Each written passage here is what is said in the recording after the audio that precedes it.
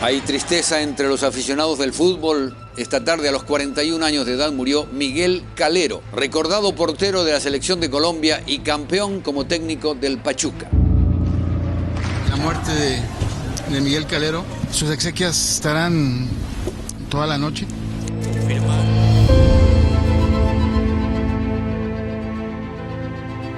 Es muy conocido el caso del ex portero del Pachuca, Miguel Calero. Miguel Calero falleció en el 2012 a consecuencia de una trombosis. Personas famosas como Vicente Fernández, Ennio Morricone. Me acuerdo que yo tenía boletos para ir al concierto de Ennio Morricone, que ya no pudo ser, en el Auditorio Nacional, y él falleció después de una tromboembolia pulmonar.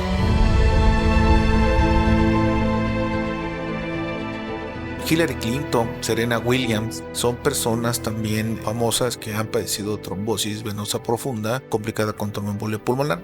1 de cada 10 personas está propensa a sufrir una trombosis venosa profunda. Esto significa, a grandes rasgos, tener un coágulo tapando la circulación de nuestras venas.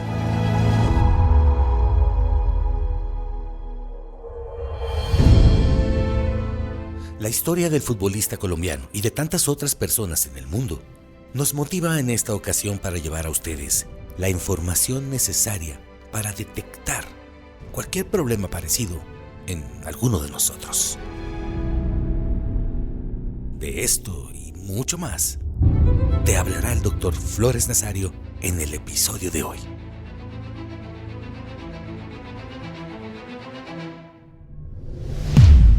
Para todos los que están escuchando, ¿qué es una trombosis? Porque normalmente esta palabra asusta cuando te la dicen. Incluso hay colegas que como que la utilizan para amenazar o para infundir terror. Seguramente has escuchado algo así como: si no te cuidas, te va a dar una trombosis. Y parece que la gente tiene la habilidad de prever el futuro. Pero también sabemos que eso no es posible.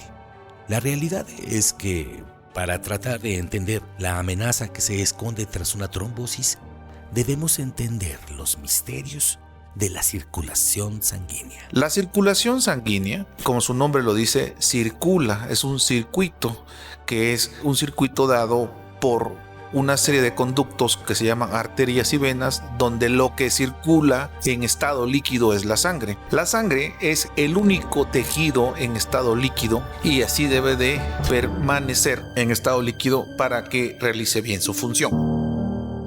Y así ir a todos los rincones del organismo a repartir el oxígeno, nutrientes, medicamentos, fármacos, entre otras cosas, y está constantemente circulando. Para que se mantenga en estado líquido debe haber un equilibrio entre factores procoagulantes, que son los que hacen que la sangre se coagule, y los factores anticoagulantes, que evitan que la sangre se coagule. Pero ¿por qué existe la coagulación?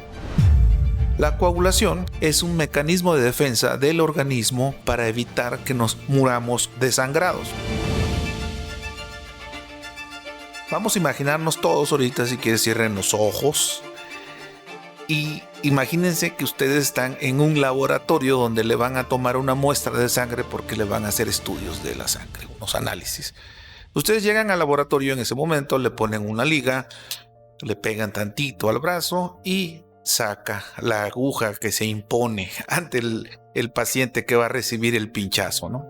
El momento que la aguja entra a la vena, en ese momento provoca una lesión, rompe. La vena está sellada, es permeable, y en ese momento entra la vena, se provoca una lesión, estando la luz, tomando en cuenta cuando nosotros nos referimos a la luz, es la parte de adentro de la vena, la parte hueca, si me permiten la expresión. Ya una vez que está la aguja en dentro de la vena, pues se aspira, como todos hemos visto, y se toma la muestra. Una vez que sale la aguja, pues ahí está el hueco, ¿no? Bueno, hay mecanismos de defensa donde se contraen los músculos de la pared venosa, pero aparte, en ese momento se activan mediante mecanismos físicos y químicos las plaquetas y los factores de coagulación para sellar ese hueco por donde entró la aguja a la vena. En ese momento estamos hablando de un proceso de no más de 5 a 8 minutos.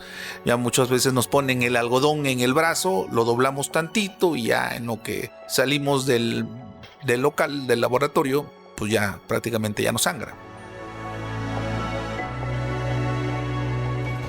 En condiciones normales, para eso sirve la coagulación, para evitar que nosotros nos muramos desangrado o con una hemorragia cuando tenemos alguna lesión, como el ejemplo que le acabo de decir. Entonces, para eso es. Y la coagulación debe estar en un estado de equilibrio para que se active cuando es necesario. Una vez que se hizo el coágulo o se selló la lesión por donde entró la aguja, automáticamente se detiene la lesión y ya. Si no pasara esto, le pasaría lo mismo que le pasa a las llantas cuando se ponchan. Le entra un clavo a la llanta y se sale el aire hasta que ya no cabe nada. Imagínense si eso pasara en la circulación. Pues con una aguja o en la primera lesión nos moriríamos desangrados. En condiciones normales eso es lo que pasa, pero cuando eso no pasa, es decir, en lugar de que se detenga una vez que se selló, se sigue produciendo más fibrina, se sigue produciendo más coágulo, entonces ese tapón que debía sellar la lesión que provocó la aguja en el vaso, sigue y no se para y el coágulo llega a formar o a ocupar toda la luz del vaso, es decir, toda la parte de adentro, y es a lo que se le denomina trombosis. Trombosis es la formación de un coágulo, pero de manera patológica. La coagulación es normal. Lo que no es normal es que se formen coágulos de manera espontánea. Ahora que está bien explicado el mecanismo de coagulación, podremos entender cuándo y cómo se forma un trombo.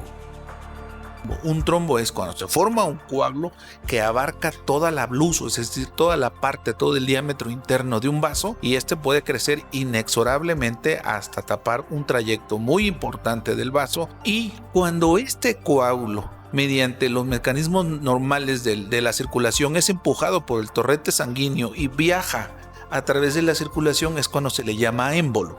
Entonces un émbolo es un trombo que viaja por el torrente sanguíneo hasta que llega a un lugar donde ya no puede pasar por el mismo tamaño, y de ahí en adelante se queda sin irrigación la parte que está ocluida, y es lo que conocemos como tromboembolismo o tromboembolia o embolismo.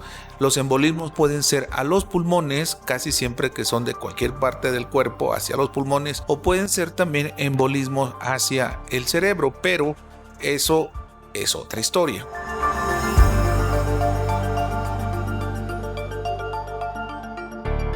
Lo importante de esto es cómo es que la sangre pasa del estado líquido al estado sólido, a ese estado gelatinoso en el cual la sangre se queda estancada y tapa la circulación. Si es una trombosis venosa profunda, que es el caso de la plática de hoy, pues entonces se va a tapar la vena, no va a drenar y la extremidad se va a hinchar. Pero ¿cuáles son las causas de la trombosis? ¿Por qué pasa? Yo siempre le comento a mis pacientes que la trombosis es como la fiebre. Cuando a ti te da fiebre es porque traes una infección en la muela, una infección en tejidos blandos, una infección de vías urinarias, una infección en vías respiratorias. Y cuando te da una trombosis traes un problema que se originó por cualquier otra causa y culminó en una trombosis, porque la trombosis también es una especie de respuesta inflamatoria del organismo. Se activan los factores de la coagulación y culmina formándose un trombo. ¿Quiénes van a tener trombos? Hay que tomar en cuenta eso porque muchos pacientes me llegan con el miedo de que le dijeron que le puede dar una trombosis. Todos los seres humanos tenemos el riesgo de padecer alguna trombosis en algún momento de la vida cuando las condiciones son creadas. Así como existe la hemofilia, que es la tendencia a sangrar, existe también la trombofilia, que es la tendencia que tienen los pacientes a trombosarse. Si los pacientes tienen alguna enfermedad de la colágena. ¿Cuáles son las enfermedades de la colágena? Son las enfermedades que ven la mayoría de los reumatólogos. Son los pacientes que tienen artritis reumatoide, esclerodermia, lupus, espondilitis anquilosante, entre otras. Las pacientes que están embarazadas. Estas son pacientes que tienen algunas enfermedades, pero ¿el embarazo es una enfermedad? No. El embarazo es una condición fisiológica en la mayoría de las mujeres que no necesariamente es una enfermedad, pero sí es un estado de mayor vulnerabilidad o de mayor riesgo de tener alguna complicación asociada al embarazo. Una de estas complicaciones es la trombosis, porque hay cambios fisiológicos y metabólicos en la sangre que pueden culminar en una trombosis. Los pacientes que tienen cáncer tienen también mayor riesgo de tener una trombosis. Los pacientes que tienen obesidad, incluso también los pacientes a mayor edad, es decir, un paciente arriba de 40 años tiene mayor riesgo de trombosis que un paciente menor de 40 años, sobre todo si tienen estamos hablando arriba de 40 años, ya tienen alguna enfermedad, alguna morbilidad, o incluso están también ya el endotelio, las paredes venosas más cansadas y tienen mayor riesgo de trombosis. Los pacientes que se someten a cualquier cirugía de ortopedia, principalmente cirugía de rodilla y cirugía de cadera, son de las cirugías que más se han asociado a trombosis. Eso no quiere decir que no te operes. Lo que quiere decir es que tener precaución, valorar los factores de riesgo y utilizar tromboprofilaxis durante el periodo de riesgo de trombosis, que dependiendo para la cirugía de cadera o de rodilla va desde los 21 días hasta los 45 días para la cadera respectivamente. Hay un caso particular en los pacientes que tienen viajes muy prolongados. Lo han llamado el síndrome de la clase turista. Good afternoon, ladies and gentlemen. Welcome to Dynasty Airways. This is flight DA419 bound for Cebu. This is Trixie, your head flight stewardess. Así se le llamó. Eso no quiere decir que a los que viajen en clase Premier o clase ejecutiva no le pase, pero los primeros estudios así demostraron, y la única coincidencia que tenían, entre otras, es que habían tenido trombosis, que habían viajado más de 4 horas o más de 5,000 kilómetros y estaba en clase turista. Por eso se le llama así síndrome de la clase turista. Y era en aviones. Normalmente se sabe que en cualquier medio de transporte, cuando viajas más de 4 horas o más de 5,000 kilómetros, no debes estar más de 2 horas en una sola posición o sin moverte, porque el riesgo de trombosis es alto. Porque no todas las embarazadas les da, no todos los que viajan a Europa les da, no todos los pacientes que tienen un yeso le da. Entonces hay que valorarte, y una forma de estudiar bien el caso es acudir con tu angiólogo, y si no se sabe cuál fue el factor desencadenante, es correcto también que te evalúe un hematólogo. El hematólogo es un médico especialista en la sangre. Entonces, ¿cómo vamos a ver un cuadro de trombosis? ¿Cuáles son los síntomas? Hablemos de los síntomas. Un paciente con trombosis venosa profunda, el síntoma principal cuando se presenta el caso es edema, o sea, aumento de volumen de la pierna. La pierna se hincha, se inflama. En la mayoría de los casos, la trombosis es unilateral. Es muy raro ver la trombosis venosa profunda de manera bilateral. En lo personal me ha tocado ver muy pocos casos de manera bilateral. Aunque es raro, no es imposible. Lo que se asocia también a trombosis venosa profunda, el síntoma es dolor, incluso incapacidad para la marcha, claudicación, para caminar, ¿sí? Sobre todo cuando está en la fase aguda. En los últimos 15 años ha habido una evolución muy importante en el diagnóstico, tratamiento y manejo de la trombosis venosa. Un diagnóstico hoy en día es mucho más fácil.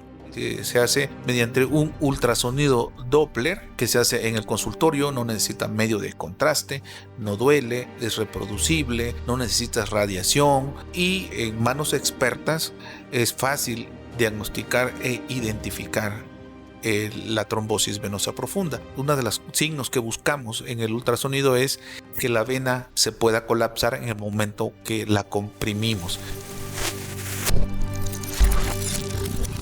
Cuando ejercemos presión con el transductor del ultrasonido sobre la vena y esta vena no se colapsa, es decir, no se cierra. Imagínense ahorita que tienen un popote en la mano.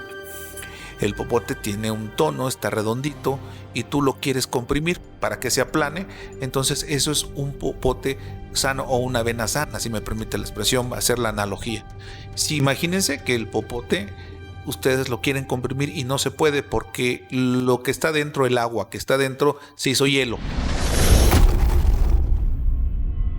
Es lo mismo que pasa con un coágulo o con un trombo. No se puede colapsar la vena porque la sangre no está en estado líquido, está en estado sólido o gelatinoso y no se puede colapsar cuando lo hacemos en ultrasonido. Ya después le buscamos color, no hay, no se escucha flujo, no se ve flujo por el espectro color y así podemos integrar el diagnóstico de trombosis.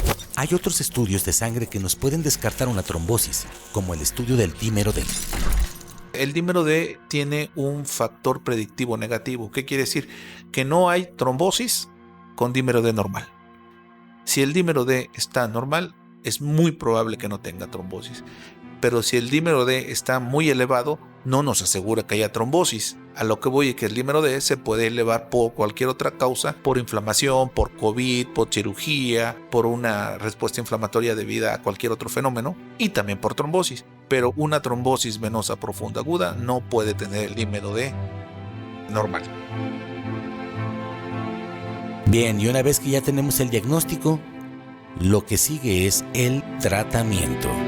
El tratamiento debe estar encaminado primero a prevenir una trombosis. Si tienes los factores de riesgo que ya mencioné, tienes antecedentes de trombofilia, tienes cáncer, estás recién operado, estás embarazada, estás tomando anticoagulantes, entre otras cosas, pues entonces debes de prevenir una trombosis y debes de acercarte a tu médico especialista, el angiólogo y cirujano vascular, para que te dé lineamientos, indicaciones para prevenir una trombosis. Pero tú ya tienes la trombosis, vamos a suponer, ya te hicieron el dímero D, está muy alto, te hicieron el ultrasonido y sí, efectivamente hay una trombosis y tienes el cuadro de aumento de volumen, hinchazón, edema y dolor. ¿Qué tenemos que hacer? Lo mínimo que se debe hacer es dar anticoagulación. ¿Qué quiere decir? En ese momento que se hace el diagnóstico a tiempo y se da el tratamiento a tiempo y adecuado, normalmente la mayoría de los pacientes tienen una muy buena evolución. En algunos casos es posible que necesites una cirugía para remover el trombo de manera mecánica o mecánico-química. En ciertos escenarios se combinan habilidades quirúrgicas con agentes químicos y se dispone de medicamentos especializados que se pueden introducir directamente en el trombo a través de un catéter, actuando como un bálsamo que busca disolver al intruso. Ojo, esto es muy importante porque estos medicamentos y esta cirugía funcionan preferentemente dentro de la primera semana, máximo 10 días. Es muy importante tener el diagnóstico a tiempo para que el tratamiento que te vayan a dar tenga muy buenos resultados. En algunos casos puede estar indicado la colocación de un filtro en la vena cava. La vena cava es la vena más grande del cuerpo y la vena cava se forma de la unión de dos venas que vienen, una de cada pierna, que son las venas ilíacas, y se pone un filtro. ¿Qué es un filtro? Si me permites la expresión, esto es una coladera que se pone mediante cateterismo, mediante una punción, preferentemente vía yugular o vía femoral, y se deja el filtro a especie de coladera en la vena cava. Por si el trombo pudiera desprenderse, este trombo no llega al pulmón y se quede atrapado ahí.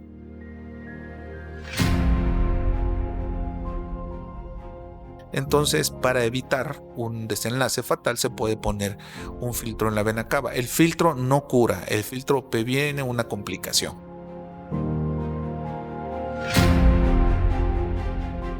Muchos de los casos que nos llegan a nosotros es el paciente que se fracturó, le pusieron un yeso, se inmovilizó y tuvo una trombosis. El paciente que le operaron la rodilla o la cadera tiene factores de riesgo asociados y le da una trombosis. El paciente que estaba tomando anticonceptivos y aparte se fracturó, en el caso de las mujeres, se trombosan. Pero el que llama la atención es el paciente que dice: doctor, hoy me levanté con la pierna hinchada. Esos casos de trombosis venosa profunda, espontánea, es decir, que salen de la nada son los que se deben estudiar mejor, porque en la mayoría de los casos son pacientes que traen un tumor oculto, un cáncer oculto, y según los estudios dicen que te puede dar hoy una trombosis y ese puede ser el preludio o el aviso o la manifestación de un cáncer que se va a detectar o a manifestar hasta 2 años después. Las palabras del Dr. Flores Nazario nos indican la importancia de estar alerta a las manifestaciones inesperadas de la trombosis, especialmente en personas mayores de 40 años. Es una advertencia crucial sobre cómo un síntoma que podría parecer no relacionado se convierte en el presagio de una condición mucho más grave. Ya eres un hombre o una mujer arriba de 40 años y tuviste una trombosis venosa profunda espontánea, es decir, no hay ninguna causa aparente que la desencadenó. Hay que buscar antecedentes de cáncer en la familia. En el caso del hombre, el cáncer más frecuente es el cáncer de próstata. En el caso de la mujer, es el cáncer cérvico-uterino, el cáncer de mama. Y de ahí para atrás, diferentes cánceres de colon, de páncreas, de piel, etc. Pero eso es el consejo. Si tú tuviste una trombosis venosa profunda, aparentemente sin ninguna causa, hay que estudiar. Si te preocupa la posibilidad de sufrir una trombosis, la mejor opción es acercarte al médico especialista. Ellos te darán las indicaciones y pautas a seguir para prevenirla y mantener tu salud. Si tú tienes algún factor de riesgo de trombosis, con gusto puedes llamarnos, puedes mandarnos un mensaje, y si tienes alguna pregunta, no lo pienses, comunícanos. Debes de poner tus pies en las mejores manos. Vamos en los siguientes segmentos a hablar de trombosis, pero en este caso de trombosis arterial. Hoy hablamos de trombosis venosa profunda. No confundas la vena con arteria. Soy el Dr. Flores Nazario. Te mando un fuerte abrazo y gracias por escucharme. Esto fue Mejorando tu Circulación, una iniciativa del Dr. Flores Nazario para la divulgación y conocimiento de la angiología.